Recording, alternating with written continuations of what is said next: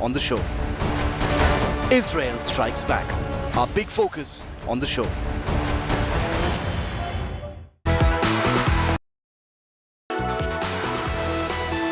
Hello and welcome to an India Today special broadcast. I'm Gaurav Sawant. So Israel had 3 top targets, 2 have been neutralized. And now all eyes on Israel. Can Israel take out Yahya Sinwar, who's said to be hiding in and around the Khan Yunis area in one of those underground tunnels? They've already taken out the political wing chief, that's Ismail Haniyeh in Tehran. They've already neutralized Mohammad Daif in the Khan Yunis area. Several top brigade commanders of Hamas, battalion commanders of Hamas, platoon commanders of Hamas and Hezbollah leadership has been taken out. F-35 fighter jets have been used to neutralize the Houthi rebel strongholds. Now, it's all eyes on Yahya Sinwar. But on this special broadcast, the other question, if Israel can do it, can India take out that Maulana of terror, Masood Azhar in Pakistan, or that professor of radical Islamist terror, Hafiz Saeed, or Dawood Ibrahim Kaskar, or Sayyid Salahuddin Zakir Rahman Lakwi? There's a long list of these radical Islamist terrorists of Lashkar-e-Taiba and Jaish-e-Mohammed in Pakistan. We'll track that story. I'm Gaurav Sawant. As always, let's get started with the headlines. Death toll crosses the 250 mark in the Wayanad landslide tragedy. Hundreds still missing. Rescue operations intensify. Chief Minister Pinarayi Vijayan, Congress leader Rahul Gandhi and Priyanka Gandhi Vadra meet the victims. Monsoon mayhem now in Himachal Pradesh after the Kullu cloudburst. 2 killed, 36 missing in Rampur. Bridges washed away even in Uttarakhand.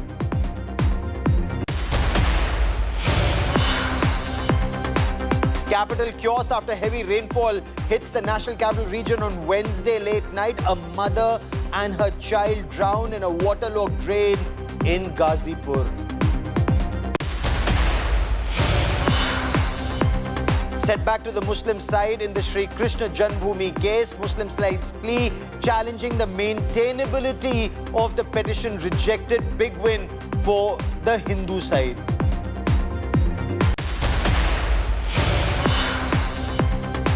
Indian shooters shine in the Paris Olympics. 3rd medal for India after Swapnil Kushale bags bronze in the 50-meter air rifle event.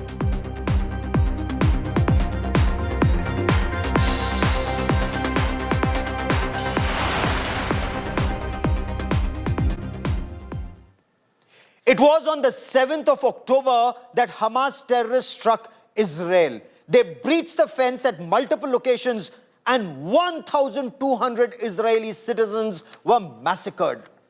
More than 200 were abducted. 10 months into that ongoing and devastating conflict in Gaza, Israel's defense forces have ramped up their operations and they've had significant strikes in recent weeks. The Israeli military, the IDF, officially announced that Hamas military wing commander Mohammad Daif had been killed in a precision airstrike in the Khan Yunis area in the southern part of Gaza. This past week, it's seen dramatic escalation. Israel confirmed the elimination of several high-profile targets linked both to Hamas and to Hezbollah. We'll decode the implications in this ongoing conflict and the tension that spiked in West Asia. But first, we bring you a ground report.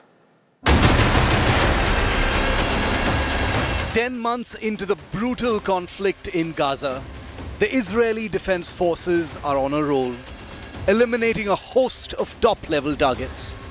The big one on Wednesday was Hamas chief Ismail Haniyeh, killed in a mysterious airstrike in Iran's capital.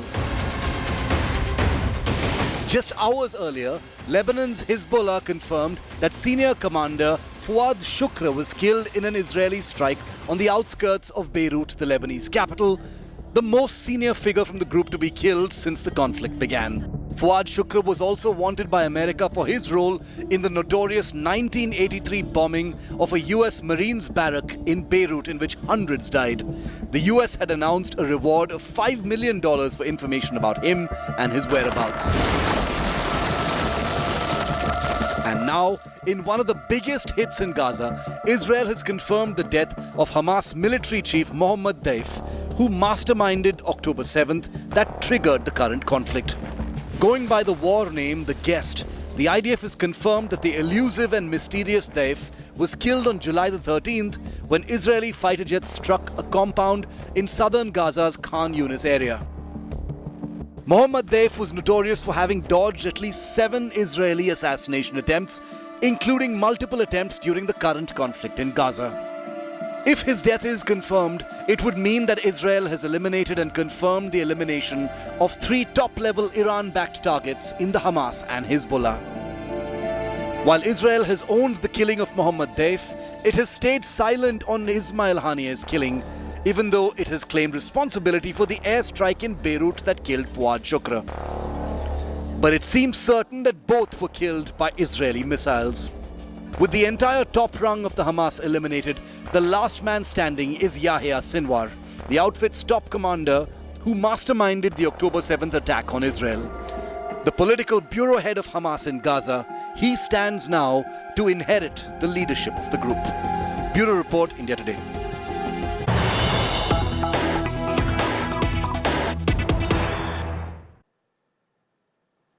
Iran is in shock. Iran is in mourning after Ismail Haniyeh, a well-respected guest at the inauguration of the new president of Iran, was killed in Tehran. So there was a procession and service that was held for the top Hamas leader, Ismail Haniyeh, in Tehran. Watch these images.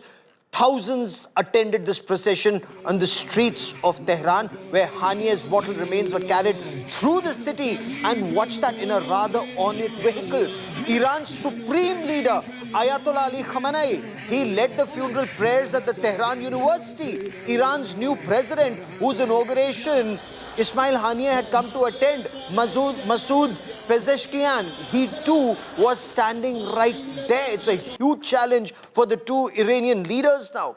After the funeral services in Tehran, Ismail Haniyeh's mortal remains are expected to be airlifted to Qatar for burial in Qatar. That's the information that we're getting at this stage. But Israel has actually issued a statement on operations that are ongoing so far, and I want to get you some of those details. You're looking at these images of the funeral procession in Tehran. Iran has warned of massive consequences.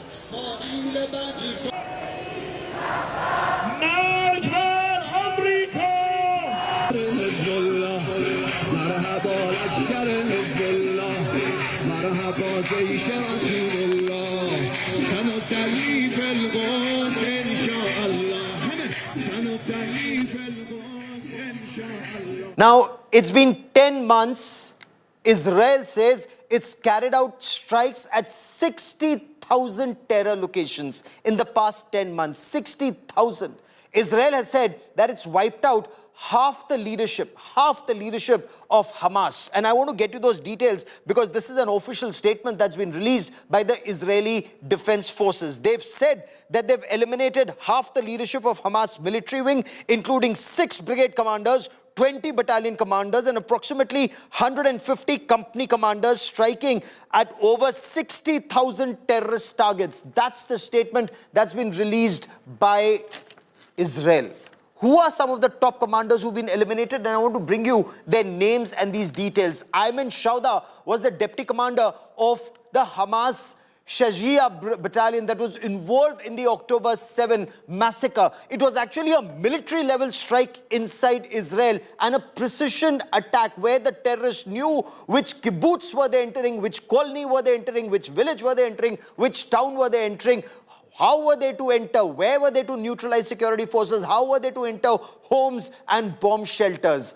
Hossam Mansour, a platoon commander of the Internal Security Forces, Al Khair Foundation terrorist funding organization. Then very important target neutralized just on the 13th of July was Rafa Salameh. Rafa Salameh was the brigade commander of the Khan Yunis brigade, the mastermind, one of the key plotters of the October 7 terror attack. And that is where Mohammad Daif was also killed in the same precision airstrike. Then Raat Thapat was the head of the manpower division of the military wing. He was responsible not just for R&D, but also for strengthening systems of Hamas, getting in new weapons and systems. Then Marwan Issa. Marwan Issa has been the deputy head of Hamas military wing.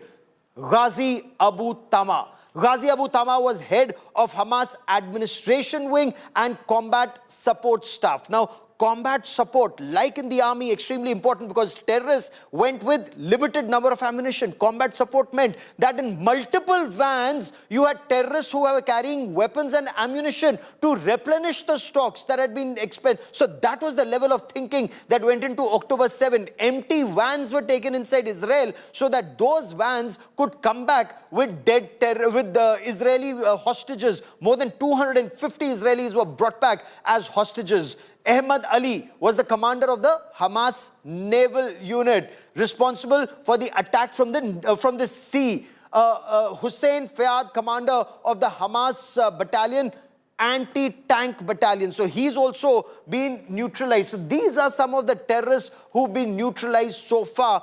Extremely, extremely important. But who is in many ways the last man still standing as far as Hamas is concerned? The top leader, Yahya Sinwar. Now, when you go to the office of Yoav Gallant, the defense minister of Israel, there are three prominent pictures.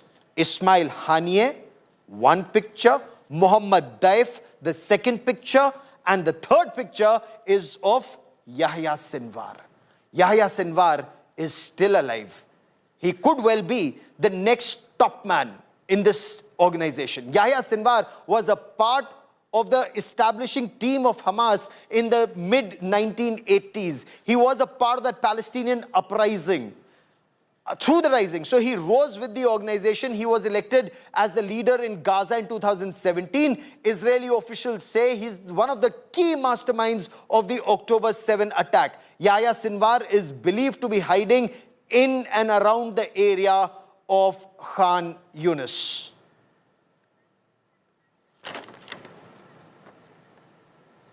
So, how is Israel going about this? We have Lieutenant Colonel Doron Avital joining us from Israel, one of the former IDF commanders. We have Lieutenant General Sanjay Kulkarni, former Director General of Infantry of the Indian Army, joining us on this broadcast.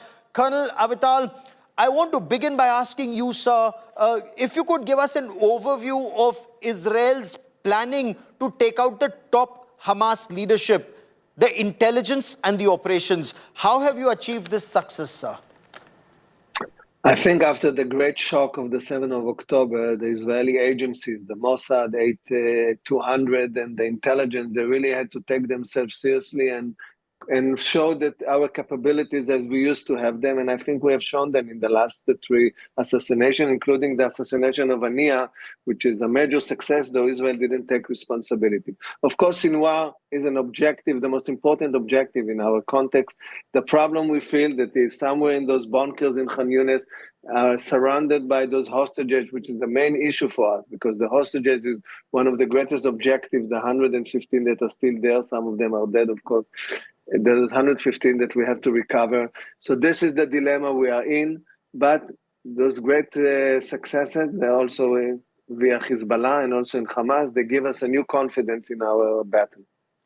Okay, but how much time would you still have to carry out these kinds of operations? I want to understand this because, one, there is tremendous global pressure. Two, Palestinians say that they've had close to 40,000 fatalities of innocent people. They've had close to 90,000 injuries in taking out just the half of Hamas leadership has been taken out, or top leadership has been taken out. It's not just Yahya Sinwar. Half of Hamas still remains, according to the IDF or officials there. Yeah, but you know, you never win a war by killing all the enemy soldiers. You kill the leadership, you break the spirit of and you force them to surrender. So that's what we're trying to do, but we want to do it through also a hostage deal. The question whether the military pressure can create a window of opportunity for some hostage deal. We were, before the Ania assassination, we were there. Now I think it would have to be delayed for a while, but we keep the military pressure both in the Philadelphia route, the corridor that separates Gaza from Egypt, and both inside those camps, and we do those incursions in and out according to intelligence. That's the way we operate now in Gaza. We are not conquering Gaza, but we're operating in and out following intelligence and hoping either a breakthrough with the hostages, a breakthrough with leadership. Sinwar is a symbol. If Sinwar is eliminated, Israel or the Israeli public can say, well, we have achieved our goal, and then we have to think, what's the day after in Gaza?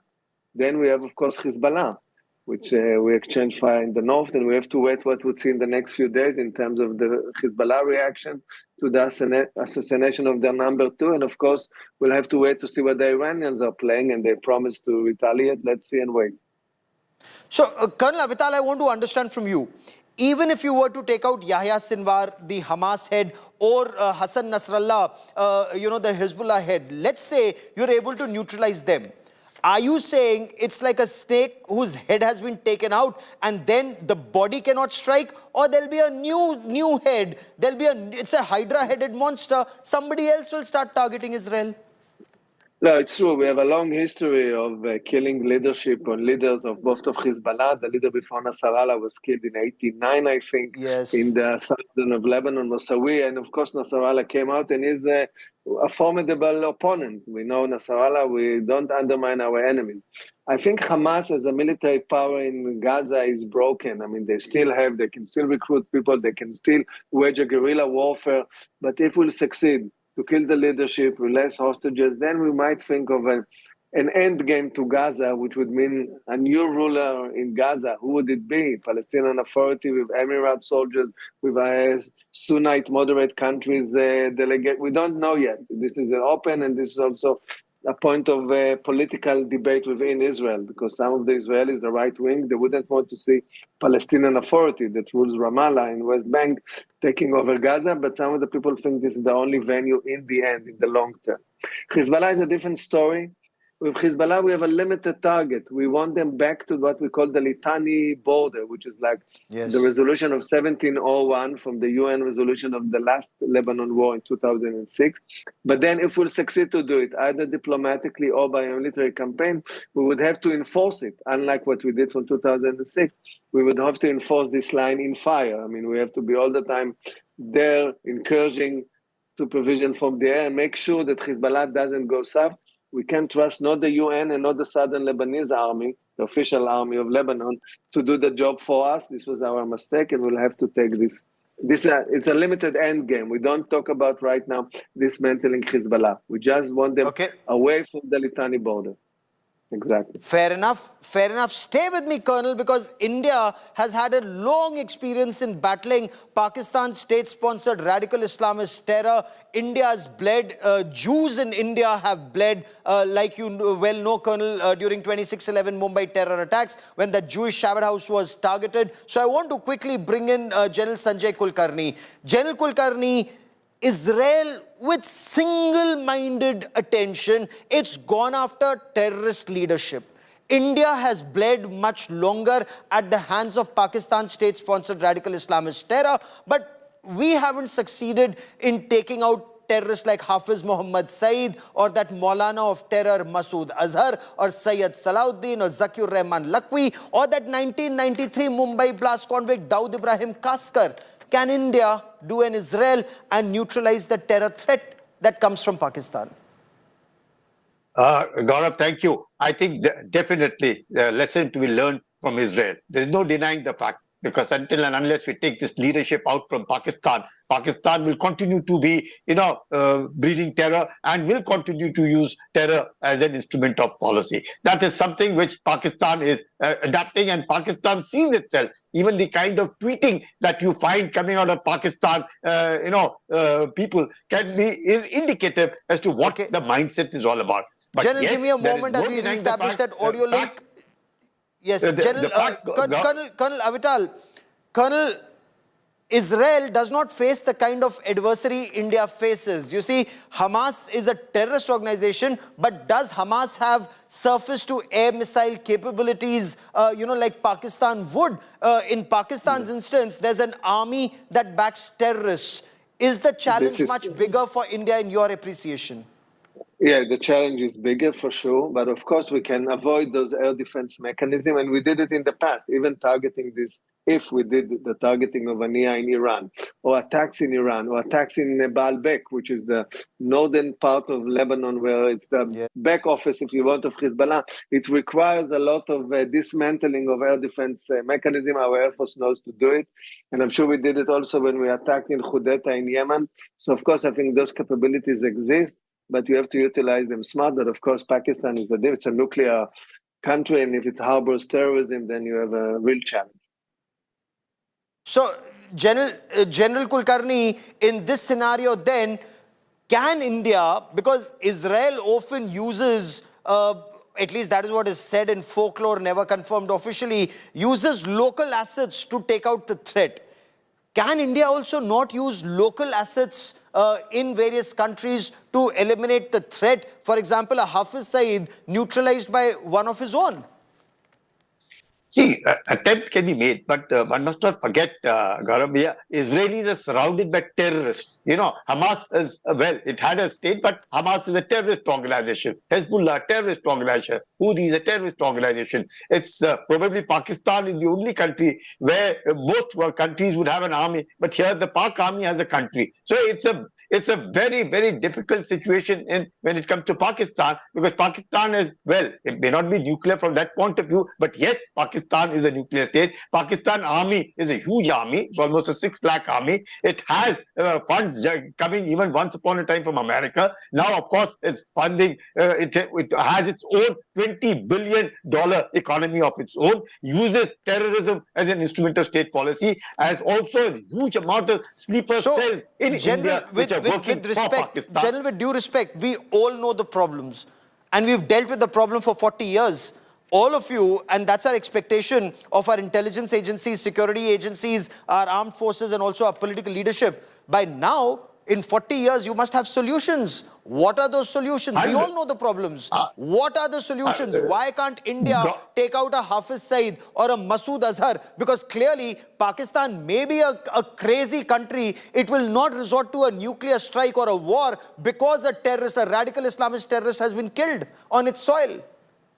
I agree, Gaurav, you're absolutely right. We need to, as I said to begin with, we need to learn from Israel. And there is no denying the fact that you find they have God, Shukur God, you find Hania God. And so much so, I understand in Damascus also the IRGC aerospace commander God. So if that be so, there is no denying. The leadership has to go. There is no doubt about that, because Israel suffers an existential threat. They are all set to throw the Jews into the ocean. They can't do that. How can you throw anybody into the sea? And therefore, Israel has to convey in no uncertain terms that should you be thinking that way, well, you are wrong and you'll be sorted out. And that is the reason why Israel is determined. And Israel's determination... I also want to come to you, Colonel, what is your appreciation? Because you've seen how India has battled Pakistan state-sponsored radical Islamist terror. Are there lessons for India to learn from Israel's example? Sure. In fact, a month after the 7th of October, I was visiting the Sinegya Foundation in Bangalore, and where I met many Indian generals, and I was expressing to them, first of all, our expertise, but also our failings. 7th of October was a great intelligence failing, so we have to work out our failings, but very fast go back to our elements of expertise and capabilities. And I think what we know how to do, and now we are showing it, is to create those windows of opportunity when everything adds up, the intelligence, the technology, the Air Force, the different agencies working together in sync, Mossad, Army, this is Air Force. You have to work the whole thing together. And we have a lot of practice in this, and we do those things in special operations, which are not known to the public, and operations that are known. Yes, we can share expertise, and I think we should.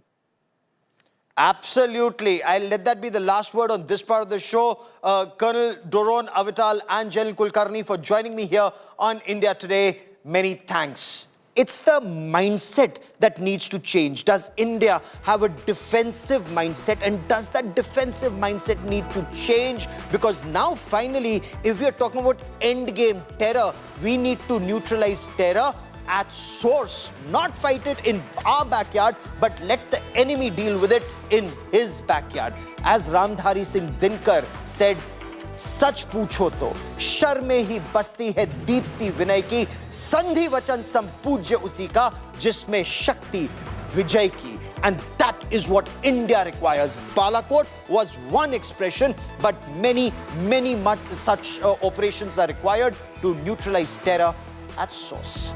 A quick break. News and updates continue on India Today. Stay with us.